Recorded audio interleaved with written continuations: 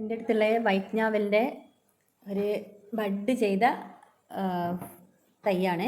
അതിൻ്റെ മുകളിൽ ഇപ്രാവശ്യം നിറച്ച് പൂവെല്ലാം ഇട്ട് അങ്ങനെ കുറേ കായെല്ലാം ഉണ്ടായിട്ടുണ്ട്. വൈറ്റ് ഞാവൽ പിന്നെ അങ്ങനെ എല്ലാവർക്കും ഇഷ്ടപ്പെടുന്ന ഒരു ടേസ്റ്റൊന്നും അല്ല ഇതിന്. പക്ഷേ മറ്റേ ഞാവലില്ലേ, സാധാ നാടൻ ഞാവൽ, അതെല്ലാം ഇഷ്ടപ്പെടുന്നവർക്ക് ഇതും ഇഷ്ടപ്പെടും. അപ്പം നല്ലോണം പഴുത്ത ഞാവലിനാണ് കുറച്ചും കൂടി ഒരു മധുരം വരുന്നത്. ഇല്ലെങ്കിൽ നല്ല ഒരു കറയാണ്.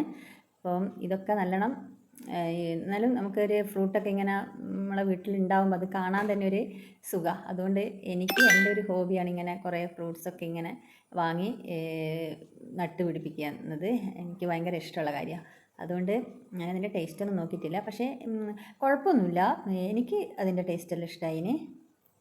പിന്നെ ഇത് ചെറിയൊരു മരമാണ്. ഇപ്പോൾ 2 വർഷമായിട്ടേ ഞാനിത് നട്ട് കൊടുത്തിട്ട്.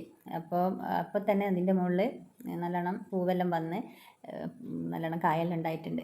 പിന്നെ നമുക്കൊരു ഇത് ഫ്രൂട്ട്സ് തൈയെല്ലാം വെച്ച് കൊടുത്താൽ അത് പൂവ് ഇടുന്നതെല്ലാം ഭയങ്കര ഒരു സന്തോഷം ഉണ്ടാക്കുന്ന ഒരു കാര്യമാണ് അല്ലേ.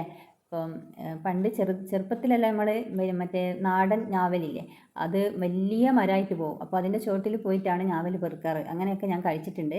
പിന്നെ ഈ ഒരു ഓർമ്മ വെച്ചിട്ടാണ് ഈ ഒരു വൈറ്റ് ഞാവൽ ഞാൻ വെച്ച് കൊടുത്തത്. പിന്നെ ഇത് നമുക്ക് മാത്രമല്ല, ഇത് പക്ഷികൾക്കൊക്കെ നല്ല ഇഷ്ടമുള്ളൊരു ഫ്രൂട്ടായിരിക്കും. അപ്പോൾ ഇതിൻ്റെ മുകളിലൊക്കെ പക്ഷികളൊക്കെ വന്നിരിക്കുമല്ലോ, അപ്പം അതൊക്കെ കാണാൻ നമുക്ക് നല്ലൊരു സുഖമല്ലേ. പിന്നെ ഇത്രയേ ഉള്ളൂ.